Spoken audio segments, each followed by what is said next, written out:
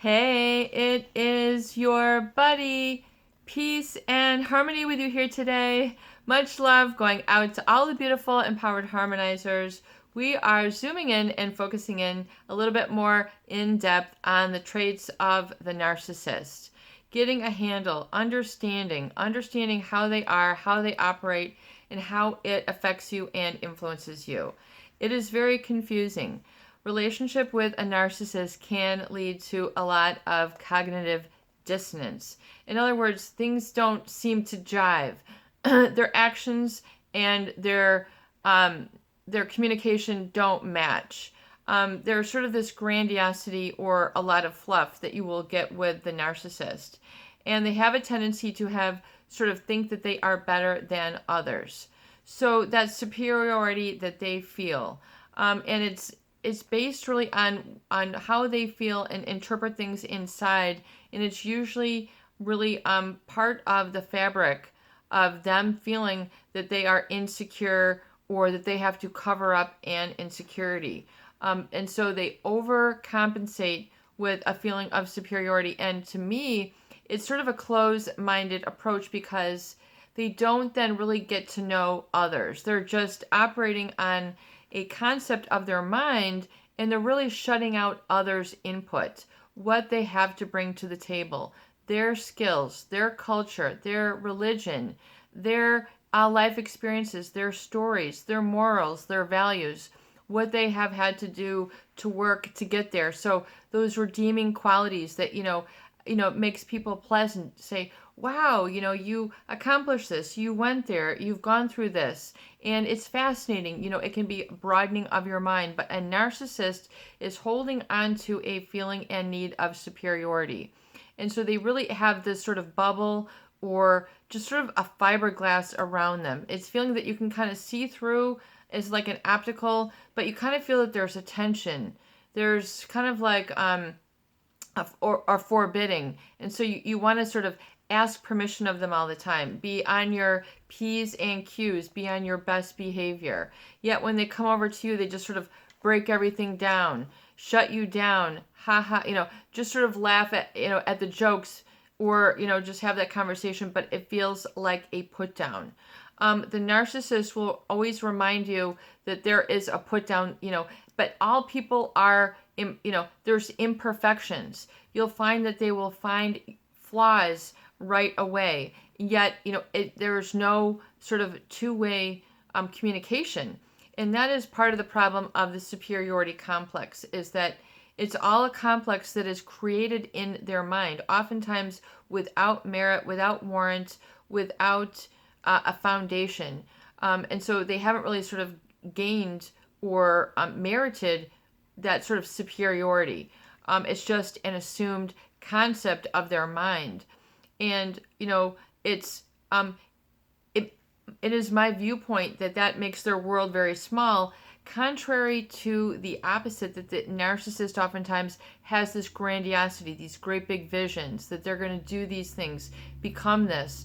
They can't get together because they have to work on this project. And then when you get together, it's all about their project. You can't talk about other things in the world because it always needs to kind of come back to them.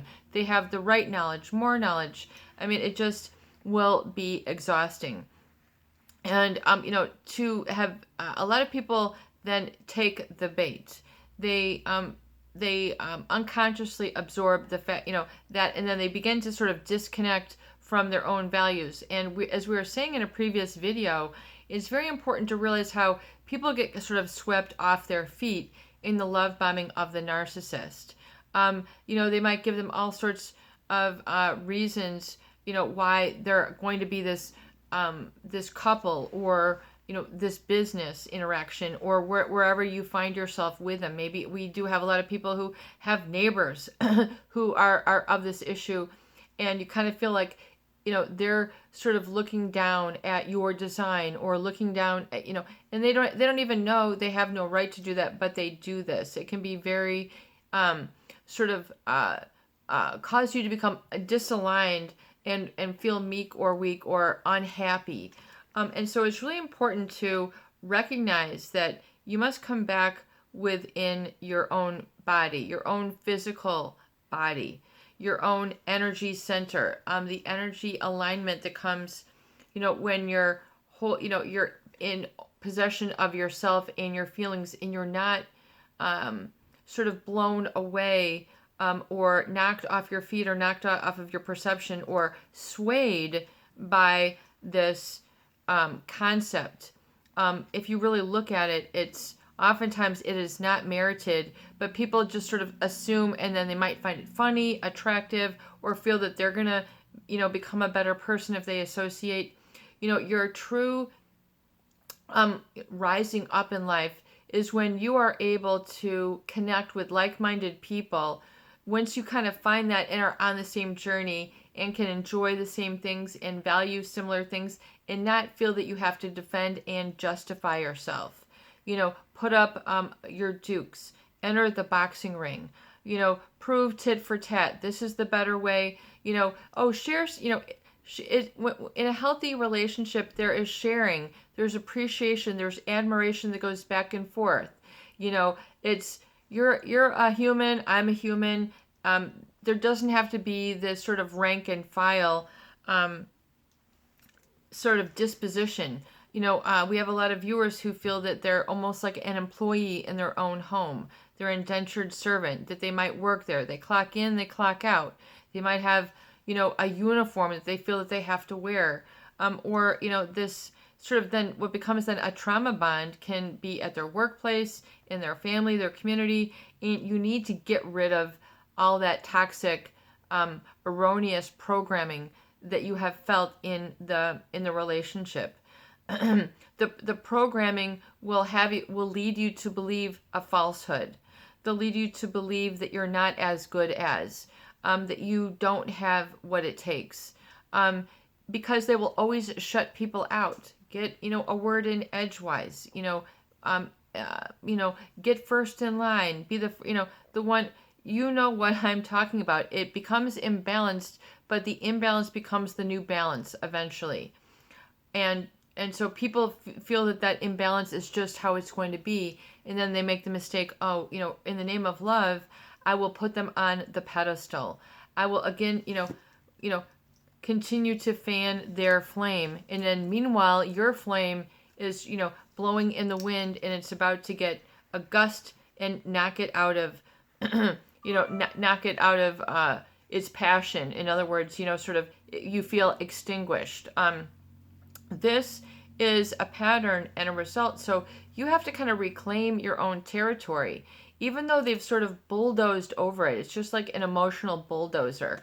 They just sort of plow through, level everything out and go, look, you're down there. And you're like, they're not really seeing. So there's something that you can energetically feel. Thoughts are things. And so the narcissistic thoughts kind of create a trap or a sort of stalemate or stranglehold around you. In other words, you can't move freely. You always have to check and balance, compromise.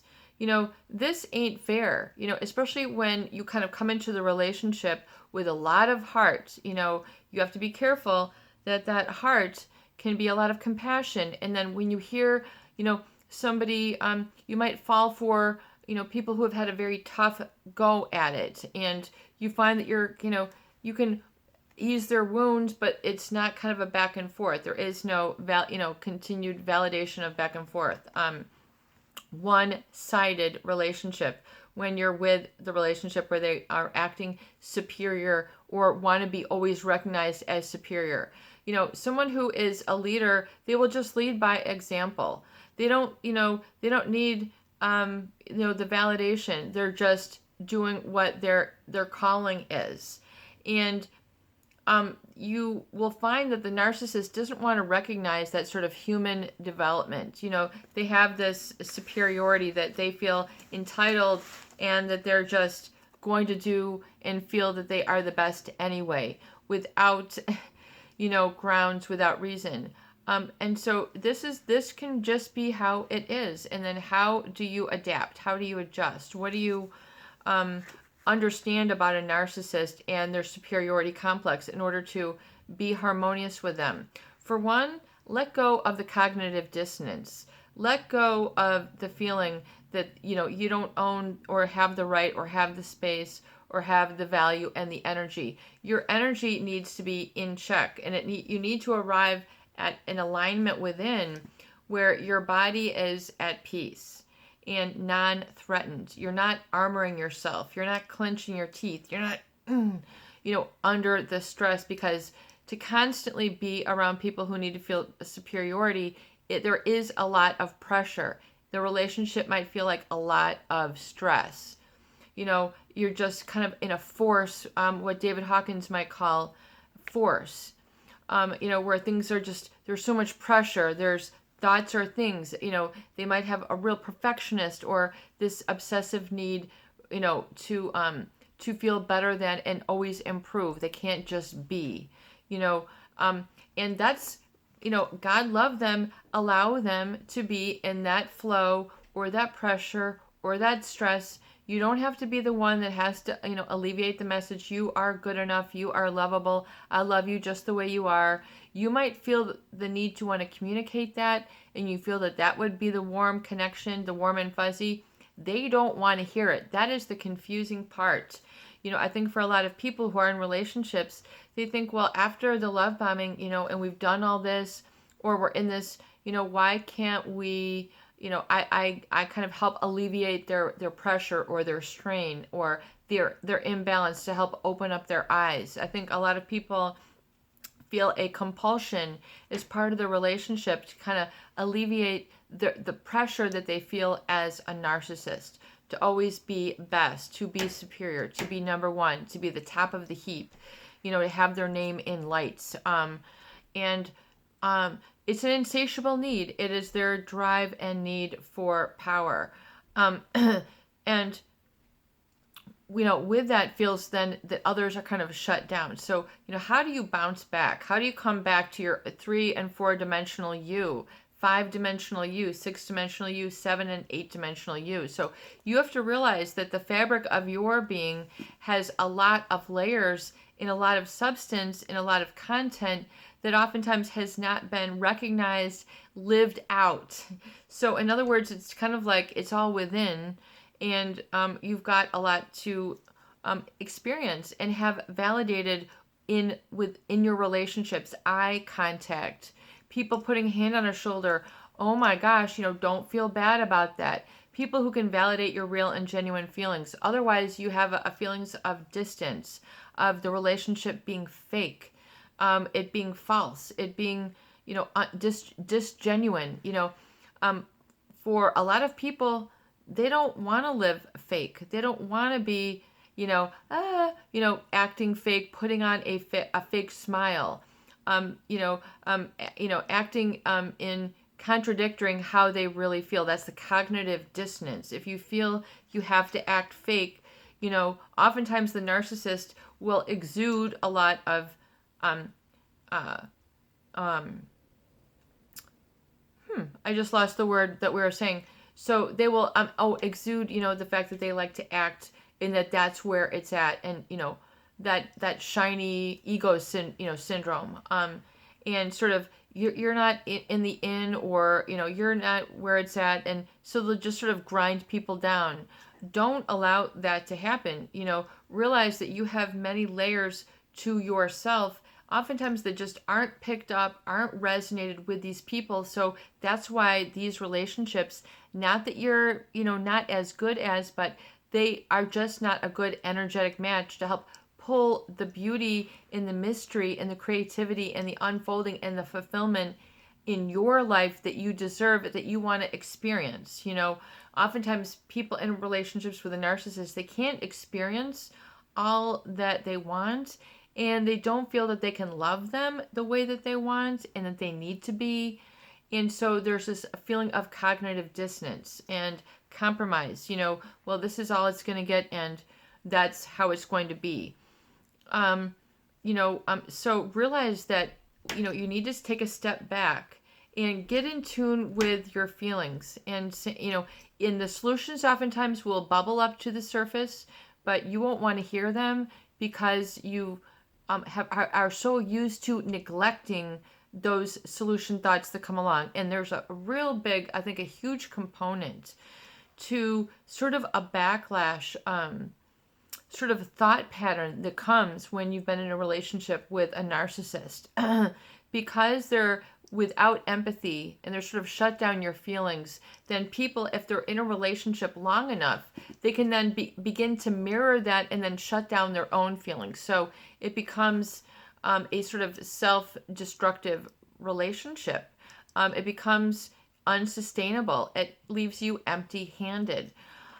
This, people spend a lot of time, a lot of energy, a lot of money, a lot of hope is set on these people, and then if it does not, come through and they find it's not the real thing, they're like, I want the real thing. I want the meat and potatoes. I want the, to be able to live out loud in this relationship. And it's difficult because with a narcissist, they've got other things going on. They're afraid to be human. They're afraid to show weakness. They're afraid to show that they're sick, things that they feel that they want to hide. They're hide these things, and you will never know. And, you have to realize that that is their choice. That is their path. That is their journey. You don't have to be, you might brush up against it, but it doesn't mean you have to be scarred, maimed, destroyed. It's a lesson to learn and understand that you can then fill yourself up again the way that you desire, and your desire actually is. It's like a push and pull. You've got a desire that's, wanting certain things, but then other things are going a whole nother direction. And it's just, you're just going to create this knot within. And sort of that knot oftentimes becomes a source of addiction. That sort of push and pull. Is it happening? Is it not? Well, it's going to, make me work harder, and then they're there, and then they're not there, and then it just creates a pattern of ego, justification, and glorifying the ego. And there's bigger things going on. But yet oftentimes a narcissist doesn't want to acknowledge and validate that. At times you might have experiences where you kind of feel like, oh, there is understanding, we're on level, but then the problem is then you'll then put the eggs in the basket and say, oh, it's good, and then you'll learn something else on down the road, which basically, bottom line is you're out of the picture, you're out of the event, you're out of the get together, and then you feel like the outsider, once again. And you feel that, but we were inside, but we were never inside, so a cognitive dissonance. We were in together, now we're out, and, no one else takes their place. Then there becomes this enamored obsession, that there's no one else like them, because it's an addiction. There is a chemical addiction that comes with promulgating that sort of, you are this very special, shiny pet, what have you. And, but it becomes a decoy. It becomes a toy.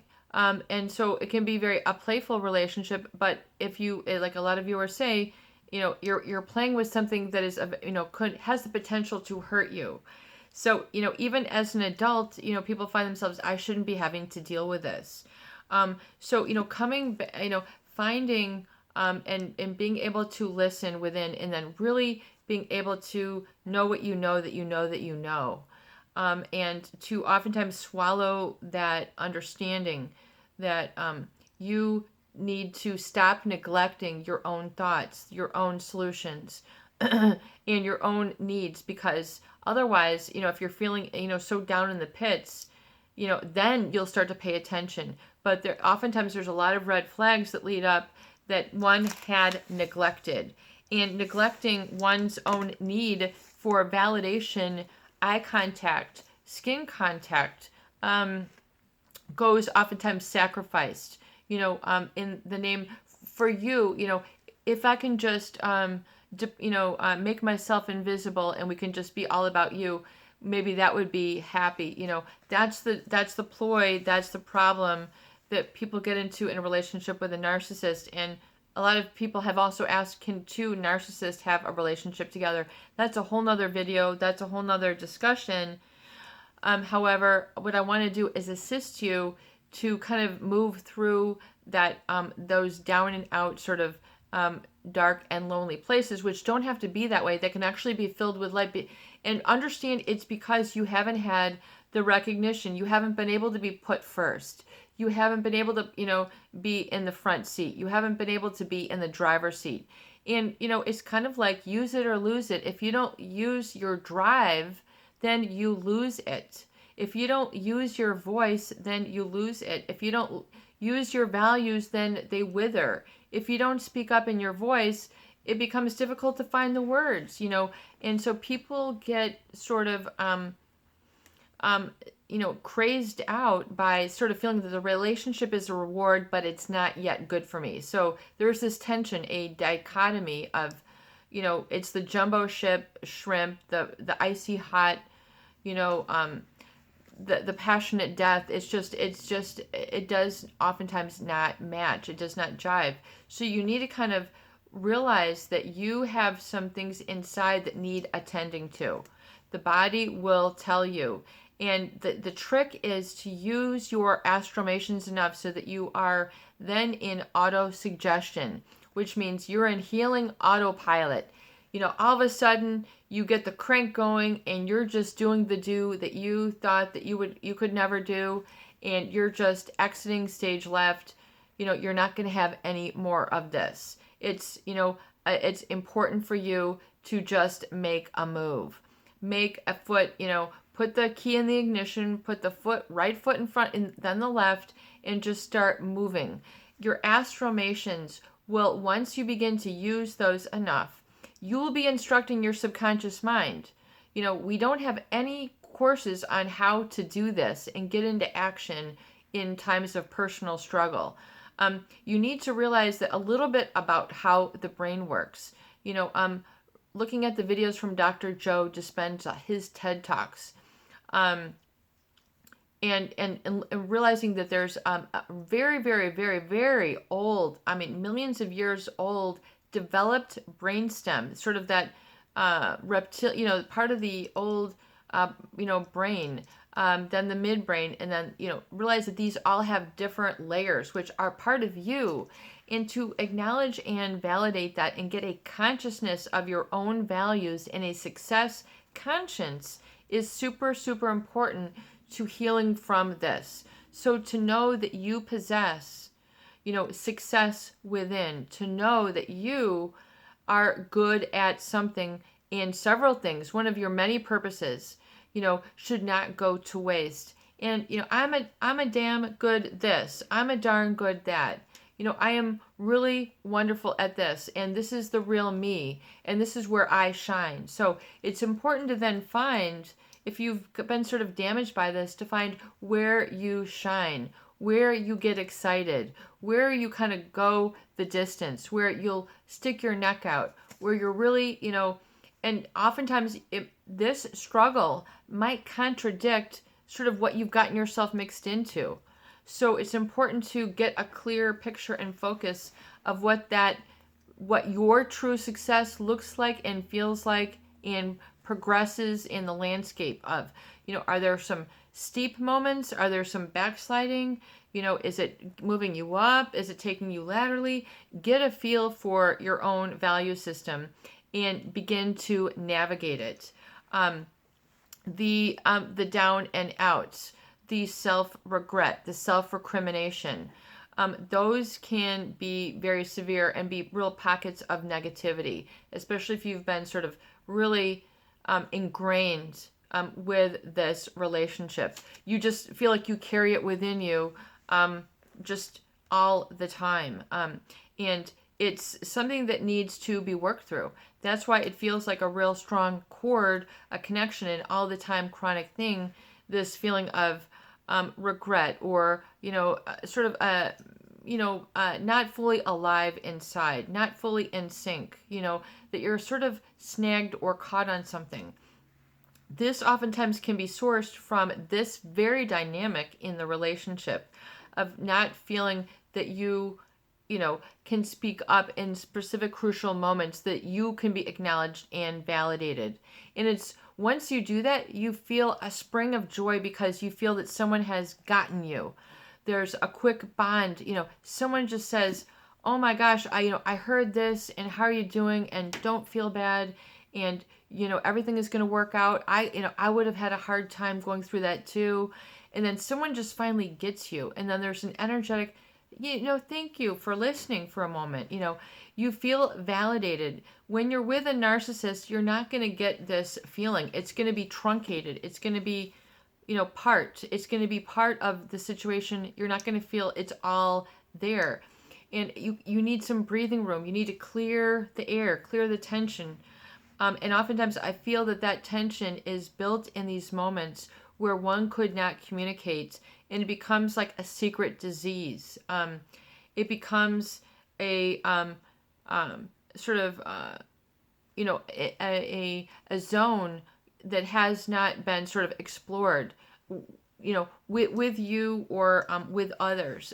It becomes a secret disease. It becomes a disease of secrecy, really, to yourself. You become a secret to yourself. So the secret really is realizing that there are secrets within you that need to be listened to, coddled, have eye contact, and sort of bring forth and sort of get a feeling for what the needs are, and then to bring them out, and to bring them out in grace.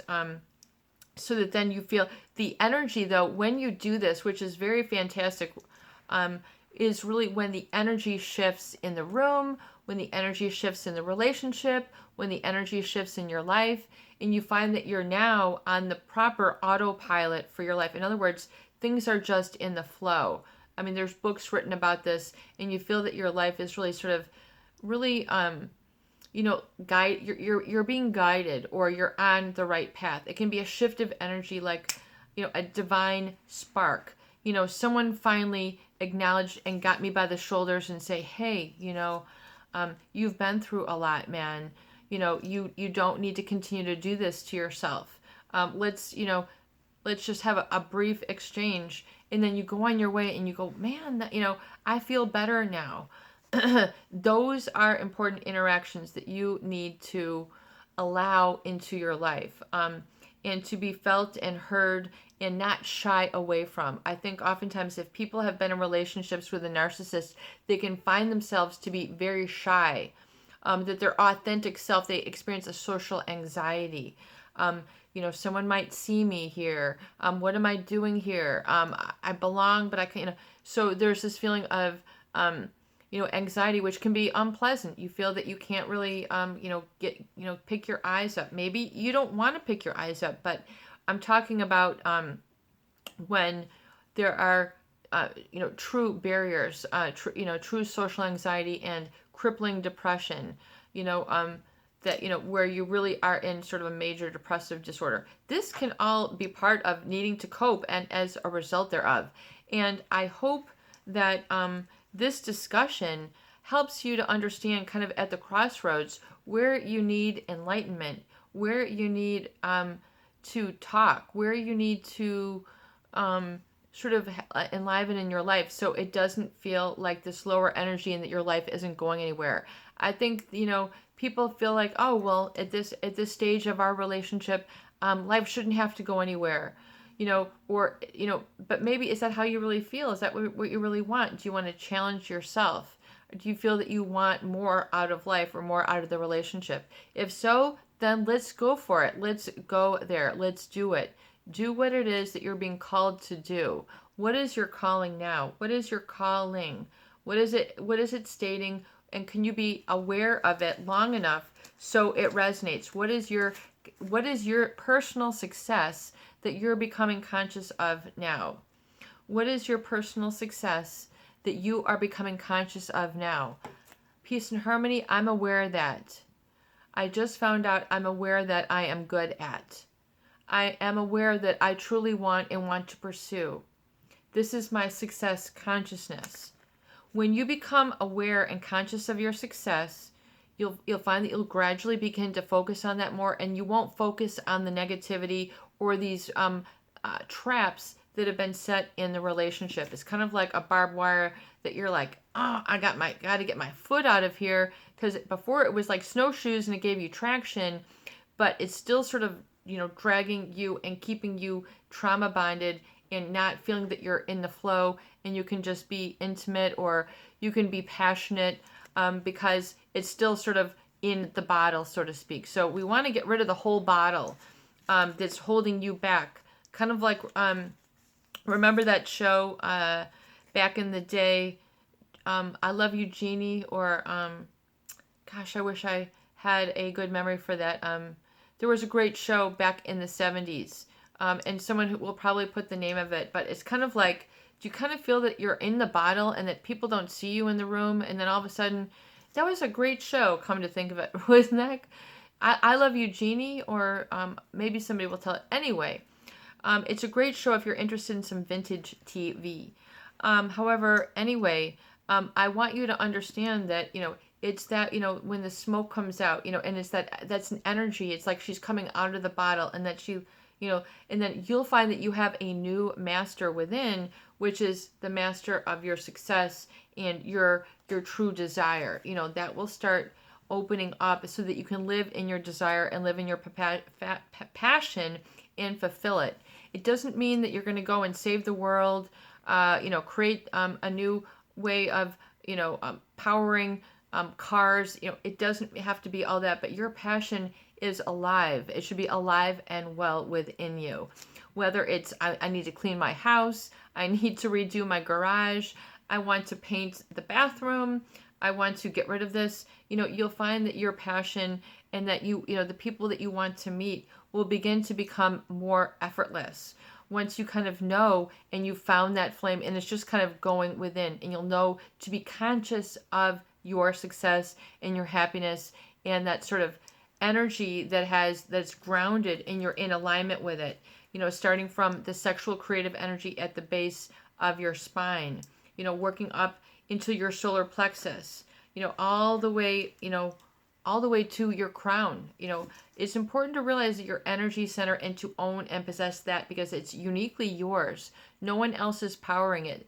The cells that are giving you energy right now from the food that you ate, those are yours. They have your DNA on them. No one else possesses those. Don't be tricked and fooled that someone else does and that you don't have a strength, you don't have the gift to give, because you absolutely do. Surround yourself with opportunities to then, immerse yourself, shatter that bottle, and come, live so that it can never be you can't go back in it again. And then expand and be able to imagine your energy just expanding like a golden light. If you can begin to use some visualization, you'll see that you can drum up some good positive feelings rather than feeling dank and dismal. And allow that, that secret